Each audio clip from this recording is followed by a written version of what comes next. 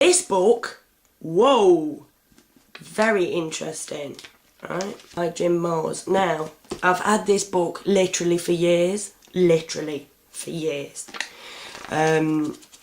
I found it in an old handbag the other week. I've never really got that far into it, but last night I found this bit at the back that I decided to read, and it was like, take me to your leader. Basically, who is it who leads the world? Who is it that we would take them to? And he's talking about the Federal Reserve. Now, I've heard lots of stuff about the Federal Reserve because obviously I'm in contact with Americans, but I've never, under the surface, the Rothschilds, the famous European banking family, long had a powerful influence in dictating American financial laws. In November 1910, Senator Nelson Aldrich, father-in-law of John D. Rockefeller Jr., convened a secret, has to be secret, meeting between top executives of the Morgan and Rockefeller interests at the hunting lodge of financier J.P. Morgan on Jekyll Island off the coast of Georgia. Here plans were laid to create a central bank for the United States. Griffin noted, what emerged from the Jekyll Island meeting was a cartel agreement, 5 objectives. Stop the growing competition from the nation's newer banks, obtain a franchise to create money out of nothing for the purpose of lending, get control of the reserves of all banks so that the more reckless ones would not be exposed to currency drains and bank runs, get the taxpayer to pick up the cartel's inevitable losses, and convince Congress that the purpose was to protect the public. Although the Aldrich Federal Reserve Plan was defeated when it bore the name Aldrich, nevertheless its essential points were all contained in the plan that finally was adopted. Wright Patman, the longtime Texas congressman who headed the House Banking and Currency Committee, stated, in the United States today, we have in effect 2 governments. We have the duly constituted government, then we have an independent, uncontrolled and uncoordinated government in the Federal Reserve System, operating the money powers which are reserved to Congress by the Constitution. Every effort has been made by the Fed to conceal its powers, but the truth is, the Fed has usurped the government. Griffin called for an abolition of the Federal Reserve because it is incapable of accomplishing its stated objectives. It is a cartel operating against the public interest. It is the supreme instrument of usury.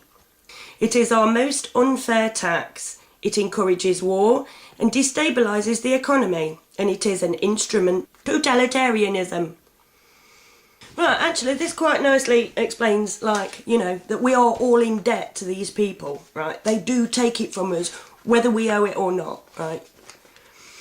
Every school kid knows that much of each year's revenues to the United States goes to retire the national debt, which today is nearing $6 trillion, a totally unimaginable figure, and this is years ago.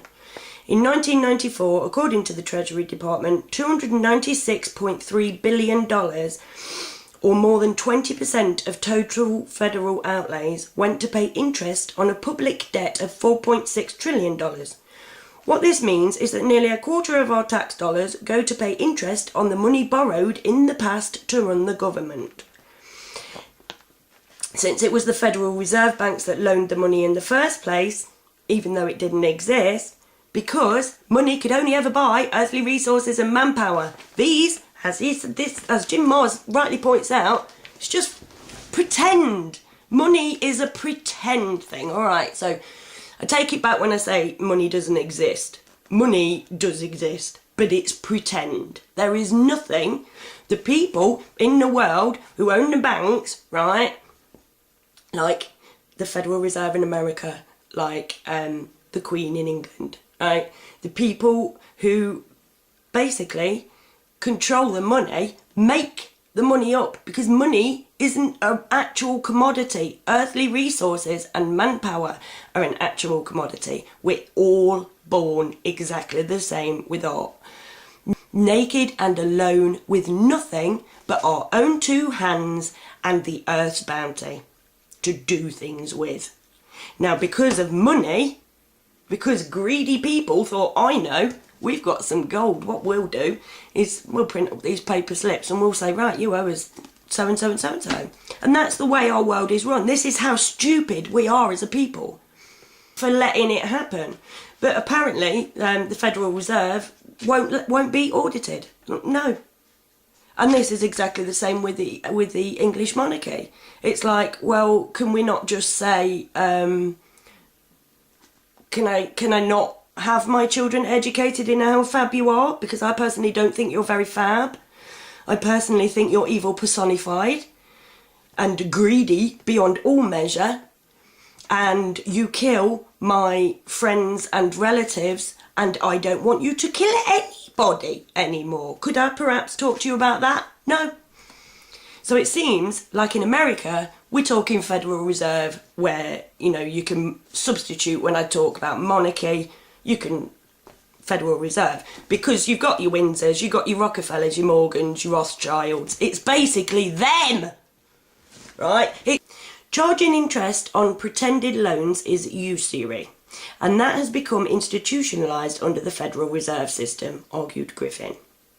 The mechanism by which the Fed converts debt into money may seem complicated at first, but it is simple if one remembers that the process is not intended to be logical, but to confuse and deceive. I love it when I read things like that, because it's like, exactly what I said, mate.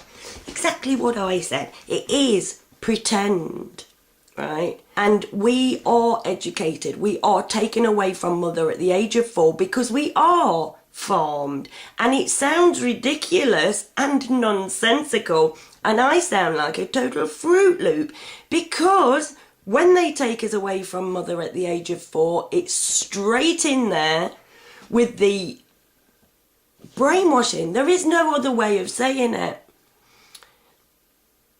The subtle suggestions, then, which boils down to the same thing, but there you go, right? The subtle suggestions are implanted into every single person's head. Nothing can be done. The monarchy is it. In America, it'll be the Federal Reserve then, or whatever. Whoever it is who prints your money up, they're the people who are fucking you up the arsehole, right? And the fact that we can't do anything, ask any questions, raise points, discuss with these people a better way of doing it, proves that I am not nuts. Even in here, Jim Mars, calls conspiracy theorists. You know what I mean? Everybody has to have some kind of label. Well, I don't see myself as a conspiracy theorist. I'm a truth seeker, maybe. I don't know. My intent is more religious than it is scientific, because I got into it, I found it through trying to find God. And it so happens that God is one of the biggest lies we have been fed with, and we have been fed it to shut us the fuck up. It's not your job.